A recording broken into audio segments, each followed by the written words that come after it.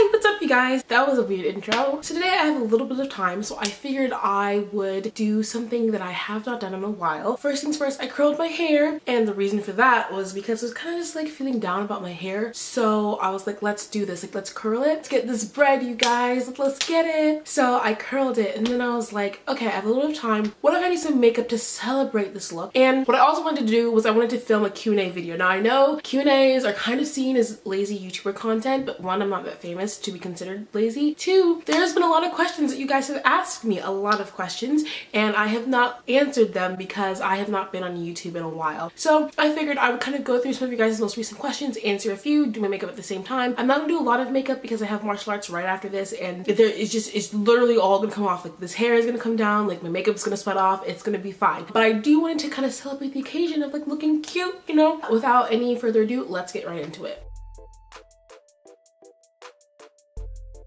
So first things first, because I'm in a beauty guru, I'm not gonna go through and like show you guys all of my products, but I am going to link them below so you guys can find them. Let's just get right into it. First things first, if someone would explain to me how to use the YouTube app to find notifications. Okay, so first question comes from Jinbon X, and it says, guys, I'm really serious about becoming an actor.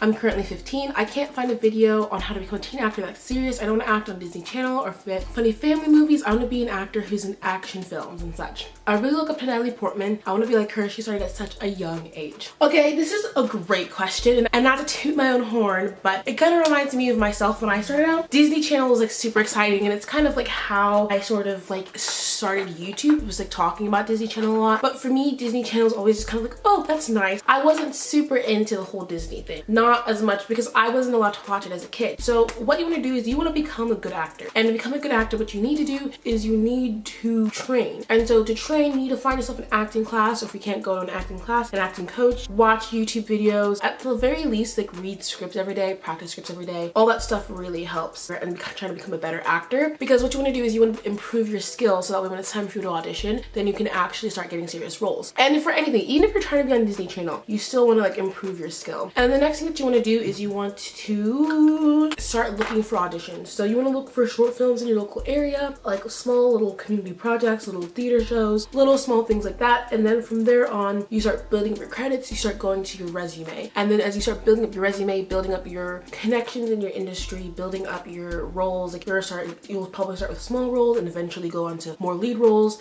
Then you can start getting agents in other places like Chicago and LA if you're available to fly out there or get there for auditions. And then from there on, you just keep building. It's a very almost intuitive process, but it is a very long process. It kind of just starts with you looking for auditions every day, looking for training every day, watching videos on the business, reading books about the business, and that kind of thing. But I think if you want to become a serious actor, you gotta train serious acting skills. So Natalie Portman, I bet, was like very talented, and so you have to become that way as well. And honestly, for me, it's less about talent and more about who's willing to put in that work. So if you're willing to put in the 10,000 hours of work to, you know, a star, that's what you need. And if you want it, then you'll go out and get it. Next question comes from Jaziel O. Hey girl, I'm not sure if you respond to comments here, but please help.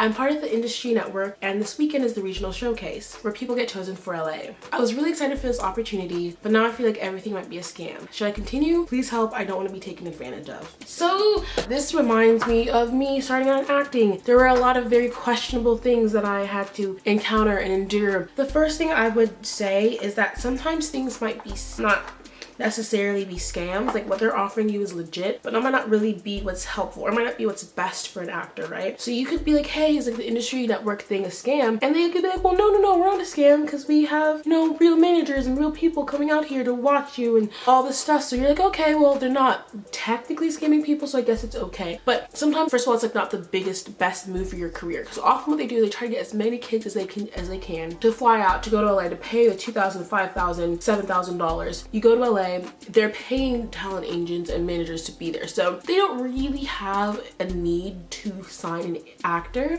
because they see actors all the time in LA. There's also the fact that like they know that half of these kids aren't really any good. You can find representation there, but what's more useful for you is if you do what I was talking about previously, which is start doing actual acting training, building your resume, making your own projects, building your own name as an actor on your own. So that way when you go and you actually end up doing things like this, or if you go to LA, you'll know more about the industry, so so you're likely to be scammed less. And 2, you will be better. So when you actually meet talent agents and managers, they're not gonna like take advantage of you. With this one specifically, I wouldn't say that's a scam per se. I would definitely, like, for everything, look at all the reviews. And there's definitely like people who are not quite as satisfied with like what went on and how much you have to pay for something like this when you could kind of do the whole thing for yourself and it's like better for your career. So just like, if you want, like, go for it, but honestly I feel like there's a lot better options than doing something like that, at least like if you're starting out in your career and you don't have that many credits and things like that. Hopefully that's helpful. This is actually really hard to talk and do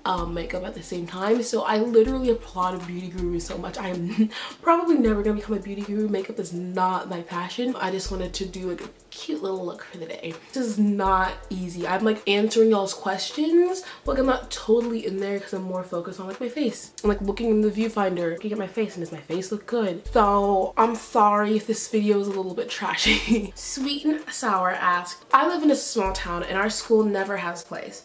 They don't have any kind of drama classes. I'm sad and worrying I won't be able to get into movies that get into actual movie theaters. So how I see it as, I'm definitely not a talent agent, manager, blah, blah, blah. Movies that are seen in movie theaters, unless it's like a super small movie theater or it's like a student film showcase, the bulk of those movies are casted in LA. So that's like the first things first. But the thing is, the world is getting more global, and as the world is getting more global, people are beginning to do things like self-tapes. So self-tapes is where they'll send you an audition. Maybe the casting director is in LA, but you can audition from where you are in Kentucky, and it's super duper cool. The thing with that though is that it's definitely harder to get yourself in movies like that. Even for me, the likelihood of me getting an audition for something in LA is like 1,000 times less likely me getting an audition for the filming at my local college. That's just like something to keep in mind, something to be aware of. The second thing is, if your school doesn't have any actual like productions and dramas and things like that, totally understandable. What I would do is I would definitely go and Google acting classes near you. If you're living like in a sort of small town, acting classes in the next biggest town near you, and start there. And if that doesn't work at all, there's tons of online acting coaches. I would do your own research on it. I'm like I'm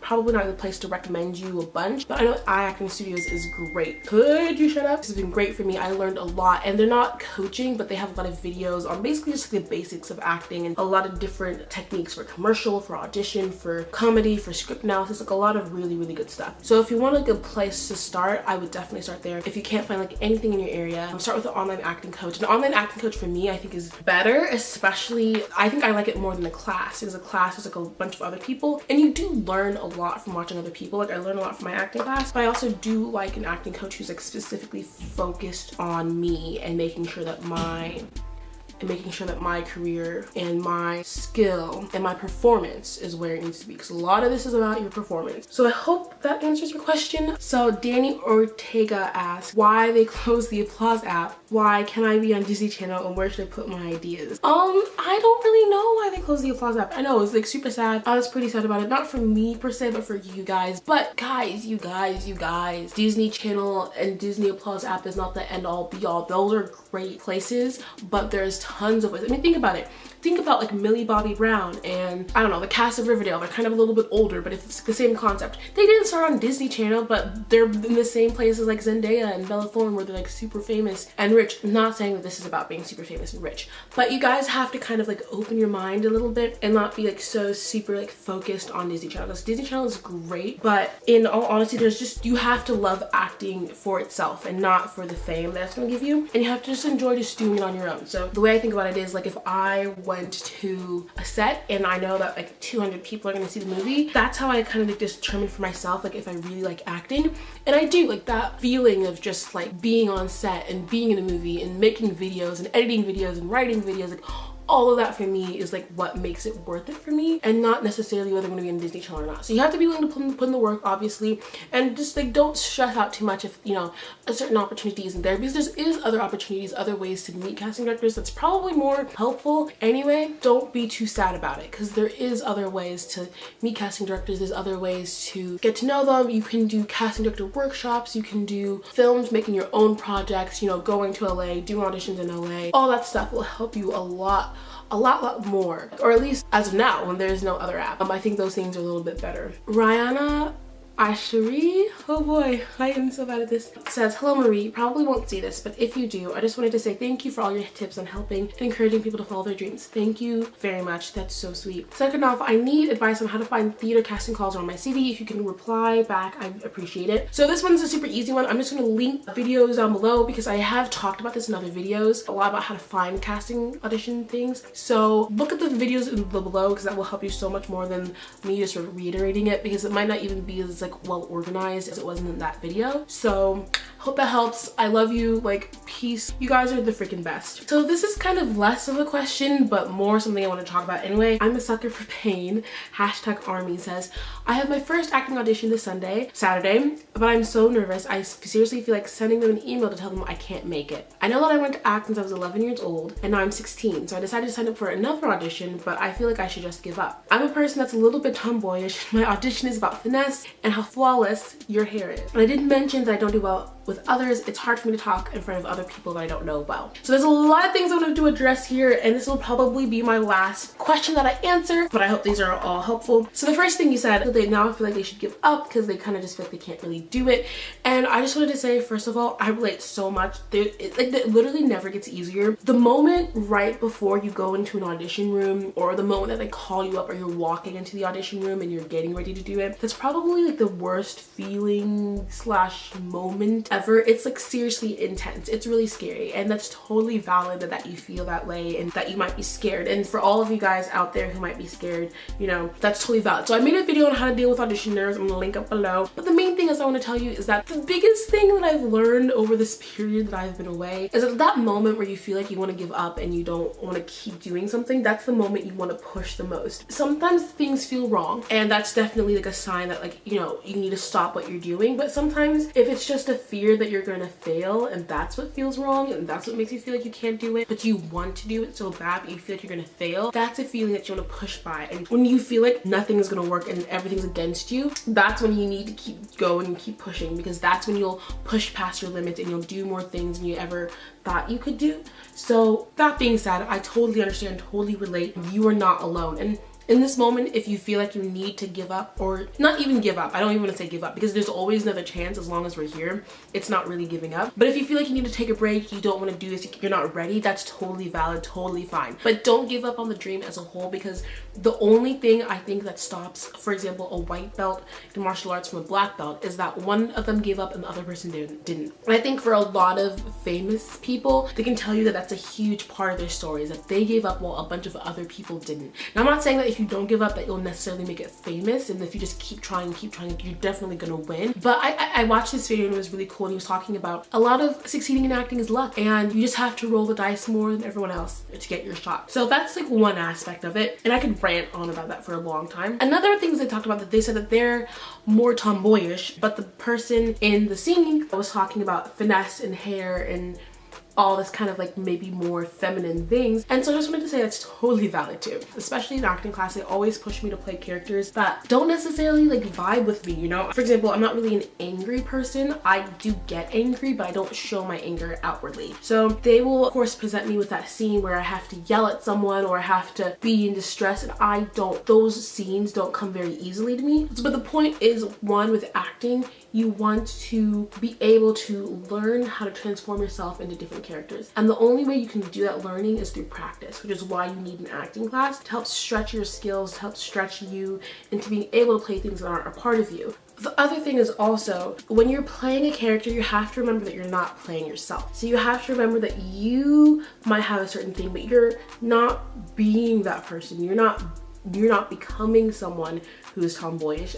You are playing someone who is tomboyish. Although you do have to remember that that character is you in that moment, but what you're remembering is that you're transforming into someone else. You're transforming into someone who's not you. So those things that might be typically like characteristic of you, you have to leave them, you know, at home when you're performing, you know, whether it's for the stage or for the play, and transform into this new character. And that's where the skill in acting comes in, and that's when the dedication and the practice and all that time and all this work, and it's a lot harder. It's a skill that you have to hone in. It's even a very hard skill because it involves replicating yourself in the same way several different times and transforming yourself. It's an art of yourself. It's almost like dance, or like almost like playing an instrument, but you are the instrument. Every time you do something, it's a performance. Sometimes like with music, you can practice like a specific set of notes over and over, or a specific chords, but with acting, you kind of just have to do the whole thing. You don't just practice one line and then move on to the next line and move on to the next line. You practice the thing as a whole and you work